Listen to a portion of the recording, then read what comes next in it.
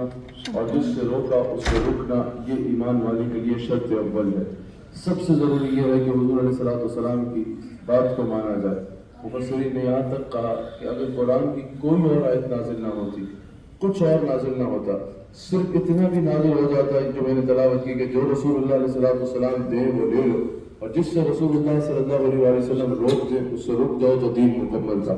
حضور علیہ السلام کی سیرت طیبہ اللہ تعالیٰ نے جہاں ہمارے لیے رول ماڈل بنائی، وہاں حضور صلی اللہ علیہ وسلم کی سیرت طیبہ کو اتنا مکمل بنایا اور اتنا کامل بنایا اور تمام شواہد پہ آل واک آف لائف پہ محیط بنایا کہ اگر کسی بھی زندگی کے حصے میں، صرف احکام دین میں نہیں، صرف احکام شریعت میں نہیں، صرف شرعی مسائل میں نہیں، کسی بھی دین کے مسئلے میں اگر کوئی رسول اللہ صلی اللہ علیہ وسلم کی سیرت طیبہ سے رہنمائی لینا چاہے گا، حضور علیہ السلام کی سیرت طیبہ اس کی رہنمائی کرتی نظر آئے گی۔ جہاں قرآن ہمارے لیے مشعل راہ ہے، وہی رسول اللہ صلی اللہ علیہ وسلم کا فرمان ہمارے لیے مشعل راہ ہے۔ یاد رکھیے گا، آج ایک سوال کیا جاتا ہے کہ جب قرآن موجود ہو، میں یہاں آیا، میں نے دیکھا یہاں بھی نوجوانوں میں یہ بہت زیادہ سوال ڈالا جاتا ہے، سوال ذہن میں آتا ہے کہ جب قرآن موجود ہے تو پھر رسول اللہ صلی اللہ علیہ وسلم کی حدیث مبارکہ کی کیا ضرورت ہے؟ جب قرآن موجود ہے اور قرآن فائنل اتھارٹی ہے اور قرآن اللہ تعالیٰ کا فائنل ڈائلاگ ہے مخلوق کے ساتھ اور اللہ کا آخری کلام ہے مخلوق کے ساتھ قرآن، تو پھر قرآن کے ہوتے ہوئے حدیث کی کیا ضرورت ہے؟ حدیث میں کیا اعتبار ہے؟ ایک تو یہ یاد رکھیے گا، کبھی ایسی بات نہ سوچیے گا، کیونکہ جب تک دین میں قرآن کے ساتھ حدیث کی اضافت نہیں کی جائے گی، دین کسی کی سمجھ میں نہیں آ سکتا۔ اب قرآن کریم میں اللہ تعالیٰ نے 700 کے قریب، اس وقت ہم نماز جمعہ کی خاطر یہاں جمع ہے، قرآن کریم میں اللہ تعالیٰ نے 700 کے قریب مقامات پر نماز کا حکم فرمایا، نماز کی اہمیت کو بیان فرمایا، نماز کی فرضیت کو بیان فرمایا۔ اب دین میں اہم ترین بات ہے نماز، ضروریات دین میں اہم ترین چیز ہے نماز، عبادات میں اہم ترین عبادت ہے نماز۔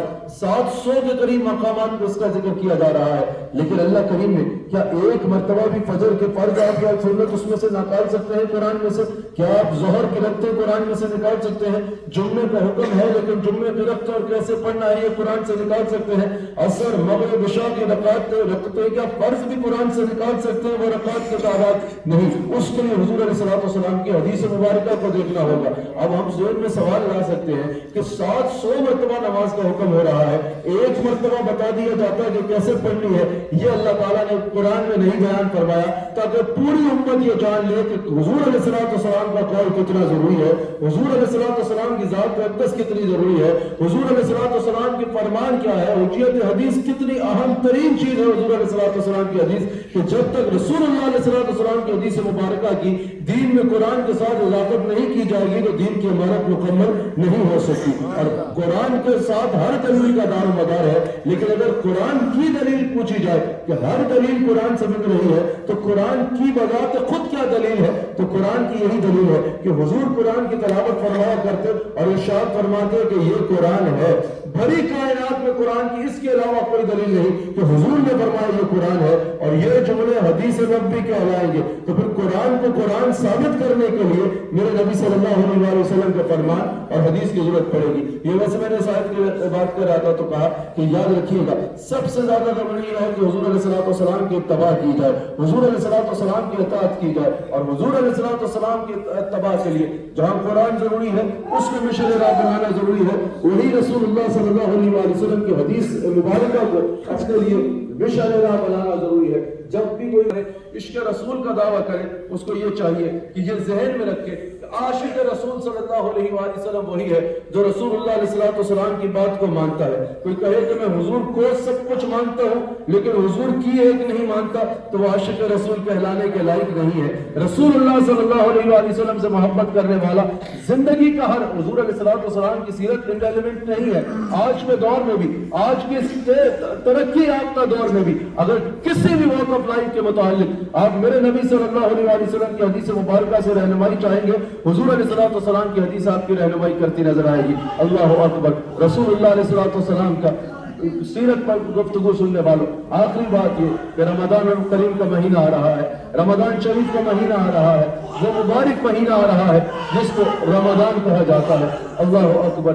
حضور علیہ السلام شعبان کے آخر میں ارشاد فرما رہے ہیں سبحان اللہ، پھر حضور فرماتے ہیں سبحان اللہ، پھر حضور فرماتے ہیں سبحان اللہ، کیا ہی اچھا ہے وہ جس کا تم استقبال کر رہے ہو اور وہ تمہارا استقبال کر رہا ہے۔ عرض کی یا رسول اللہ صلی اللہ علیہ وسلم کوئی وحی آ رہی ہے؟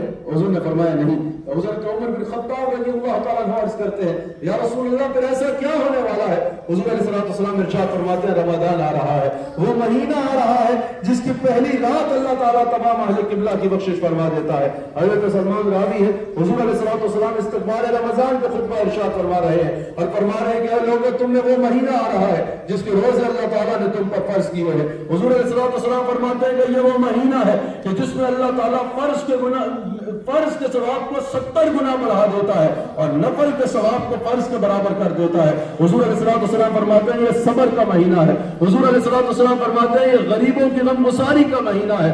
حضور علیہ السلام فرماتے ہیں کہ اس میں اگر کوئی کسی غریب کو اور مسکین کو افطار کرائے گا اللہ تعالیٰ افطار کرانے والے کو روزے دار کے برابر اجر عطا فرمائے گا۔ اور حضور فرماتے ہیں روزے دار کے اجر میں کوئی کمی واقعہ نہیں ہوگی۔ جہاں رمضان کی اتنی برکات حضور نے مزید احادیث میں بیان فرمائی جو آپ اپنے علماء سے سنتے رہتے ہیں، وہیں حضور علیہ السلام نے فرمایا لیکن 4 بد نصیب ایسے ہوں گے جن کی رمضان میں بھی بخشش نہیں ہوگی۔ ایک حضور نے فرمایا شراب پینے والا، دوسرا حضور نے فرمایا والدین کا نافرمان، تیسرا حضور علیہ السلام نے ارشاد فرمایا کہ جو قطع تعلقی کرنے والا ہے، اپنے رشتوں کو توڑنے والا ہے، قطع تعلقی کرنے والا ہے، اور چوتھا حضور علیہ السلام نے فرمایا مشاہد۔ تو صحابہ نے پوچھا یا رسول اللہ یہ کیا ہے؟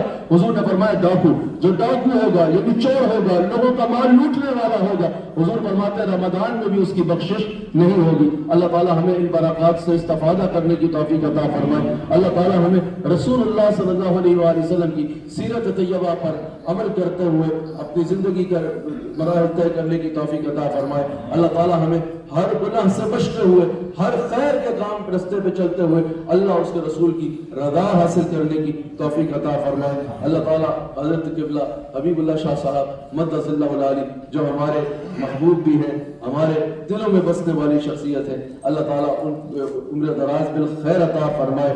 حضرت بادشاہ صاحب رحمت اللہ تعالیٰ علیہ کے درجات کو اللہ بلند فرمائے اور یہ فیض کے چشمے ہمیشہ جاری و ساری رہیں اور لوگوں کے بنجر سینے آباد ہوتے رہے۔ اللہ تعالیٰ حضور صلی اللہ علیہ وآلہ وسلم کا صدقہ ہمیں حق بات کہنے کی اور حق کے رستے پہ چلنے کی توفیق عطا فرمائے۔